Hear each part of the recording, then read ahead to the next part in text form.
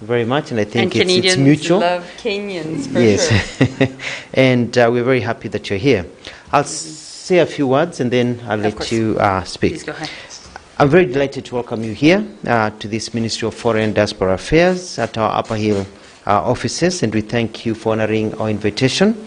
We're very happy that you took time to come to the continent of Africa when we're facing challenges, especially in Sudan, and we don't take this for granted, that you did not just choose to sit in Ottawa and make phone calls, but you came here to feel and also meet people who've been in Sudan and get to understand what the real situation is so you can come up with a solution. I'm very happy about our Kenya-Canada bilaterals, and we've had a very fruitful discussion. And as you realize, is that our pillar of friendship and consistency and partnership, goes back a long way, and we are closely working on many things. We are both members of the Commonwealth. We were joking about it this morning, and so we've continued to work together as members of Commonwealth, members of the whole global family. Our relationship is based on several pillars. We've got sustainable economy, we've got issues of trade that are very key, and we have discussed together with Melanie, Waziri Melanie, and also with the President about how Kenyans can benefit, and we'll be discussing a framework, FIPA, so that we can have a bilateral agreement on trade to bring in more investors from Canada to Kenya, and vice versa. We also want to open up Canada for Kenyan goods.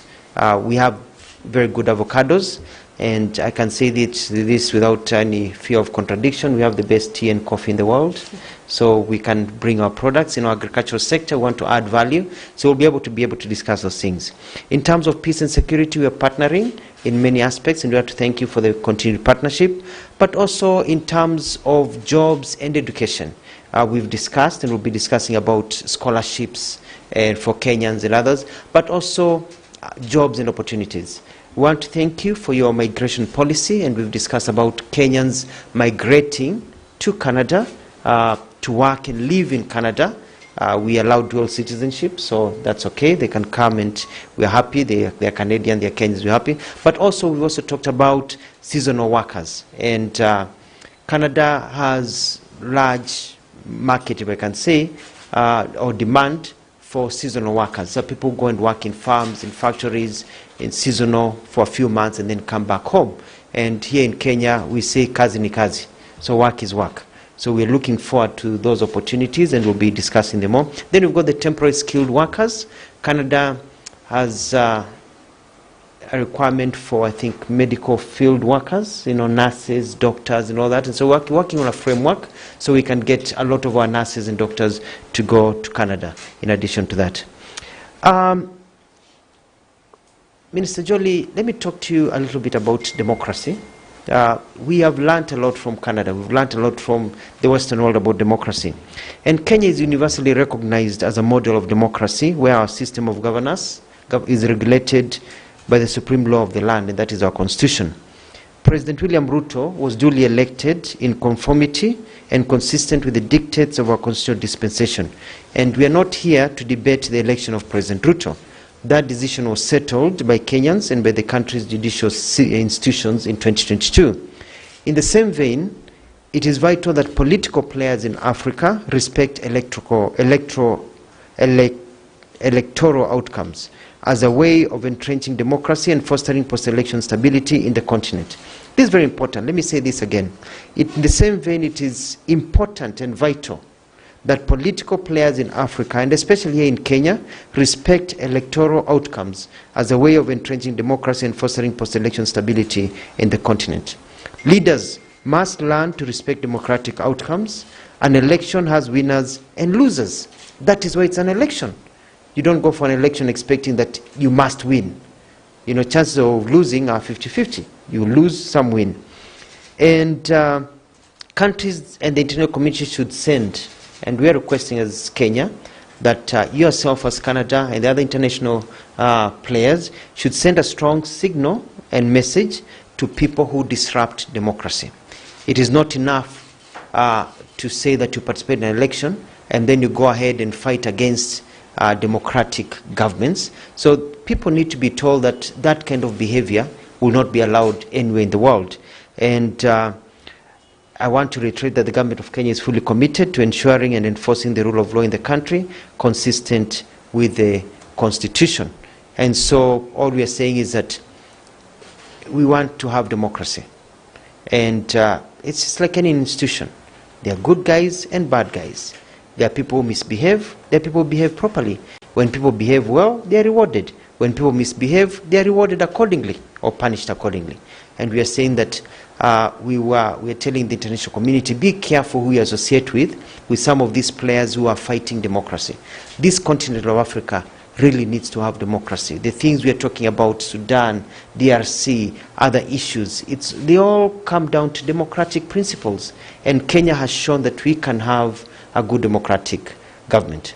I'll hand over to you before we go to issues of regional peace. Yes, perfect. Yeah. Thank you. Well, thank you, dear Secretary Mutua. It's a pleasure to be here, dear Alfred.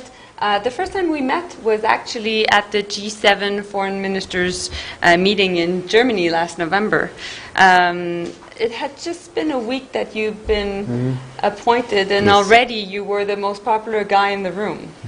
So it's great to be here in your country. And I'll be speaking French a bit, because obviously Canada is a bilingual country.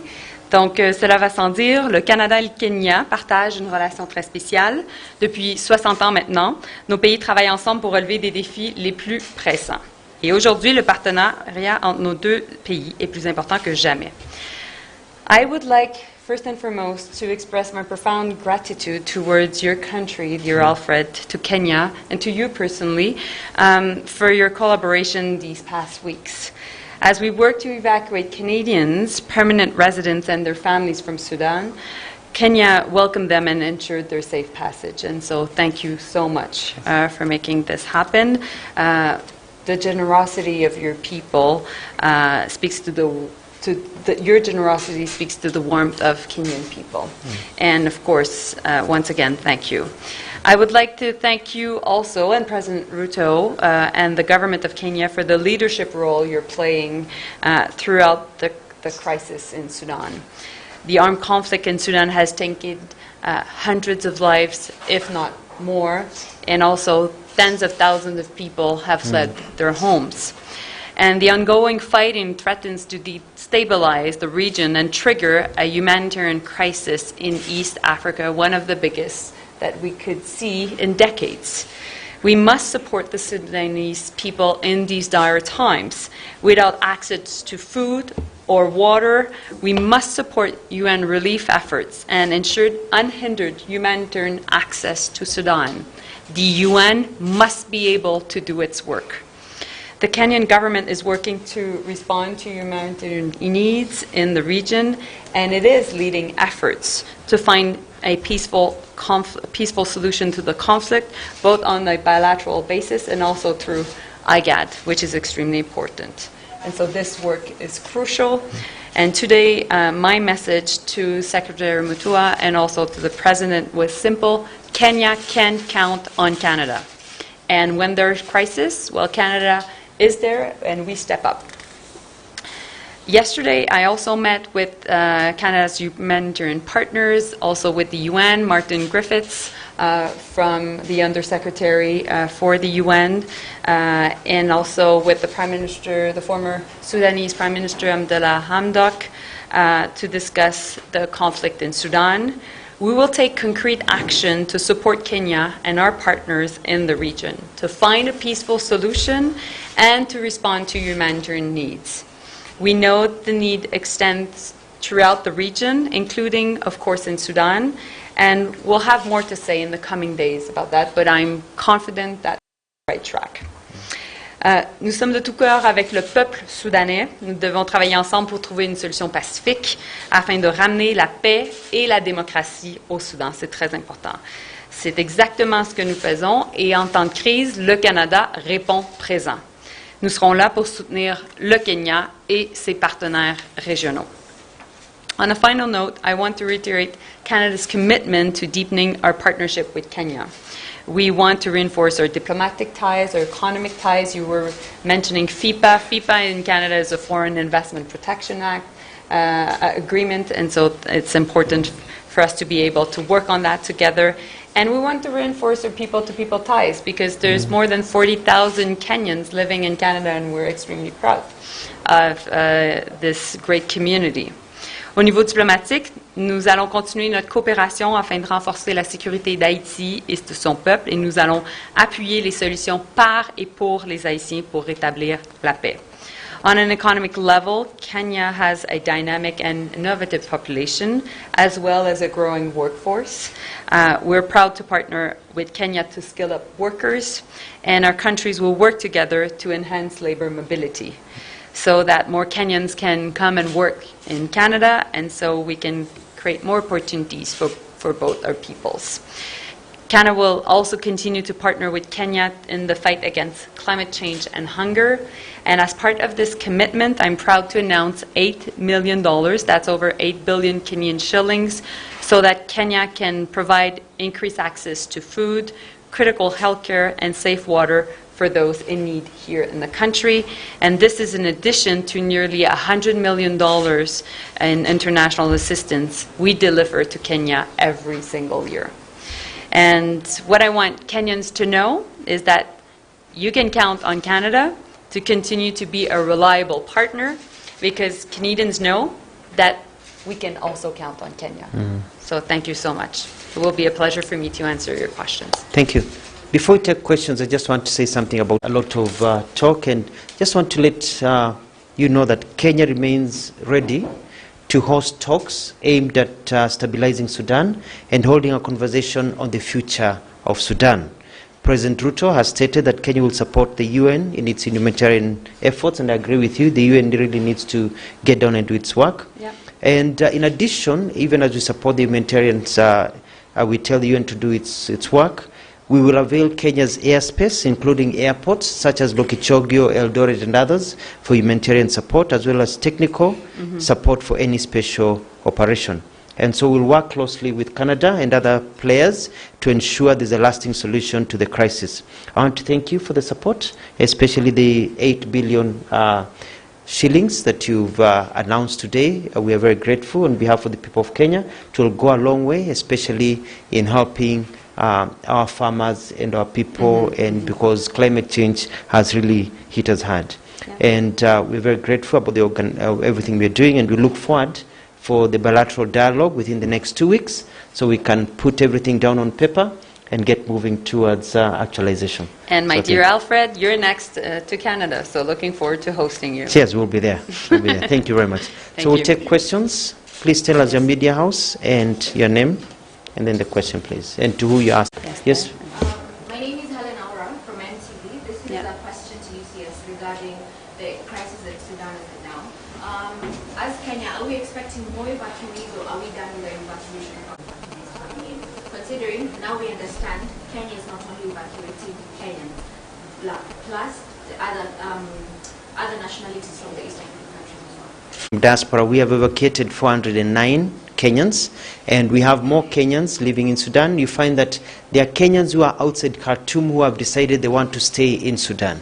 And so we are evacuating anybody who wants to leave Sudan, Khartoum. And I want to thank South Sudan, Ethiopia, and the countries that have allowed Kenyans to cross the border and be able to come here. We have evacuated also in excess of 500 other nationalities, the UN and other countries that are here. We are grateful. Yesterday I met the ambassador, the Canadian ambassador to Khartoum, who is now based in Nairobi, as we look at how things are and we look at how we are supporting. So the evacuation process is still open. It is not closed. We have retained our ambassador and a team in Khartoum. They are working closely with all Kenyans. We have our teams ready to evacuate any Kenyans who needs to leave Khartoum. I get reports every day about Kenyans stuck in different places, and we're able to support them. We've put enough resources and we've put enough technical support to get Kenyans out. David Coleman from CBC of Canada. Question for you, Excellency and Minister, related to Sudan. Very clearly, very horrifyingly, a humanitarian crisis brewing in that country. Part of the problem is that humanitarian aid can't get in. The fighting parties are not allowing a corridor to be created to get that aid in. What can Canada, what can Kenya do concretely to get aid in amidst parties who don't even want to talk to one another? Okay. So let me start. So first and foremost, let me be clear. This is a war about power. This is a war for the sake of control. This is a war for the sake of war. So our goal is to make sure that we get to a ceasefire and also a peaceful solution. And you can count on Canada to make sure that there is an African-led solution. That is why I had the meeting with President RUTO about this issue, and obviously with Secretary Mutua. That is why also Prime Minister Trudeau has been in contact with many of his colleagues, including Prime Minister Abiy from Ethiopia, and he will be talking to President RUTO very soon. Now, as I mentioned earlier, the UN must be able to do its work. And so it is important that people in Sudan have access to food, to water, to medicine. There's right now 59 hospitals of the 79 hospitals that are closed. That's unacceptable. Humanitarian law must be respected, and this is a clear message that Canada is sending to the two generals. Thank you very much. I agree with Minister. Oh, you do it in French? Oui, yeah, you can do it in French, yeah? Yeah, thank you. Alors, ceci, lorsqu'on pense à la crise au Soudan, c'est de la nourriture à des médicaments.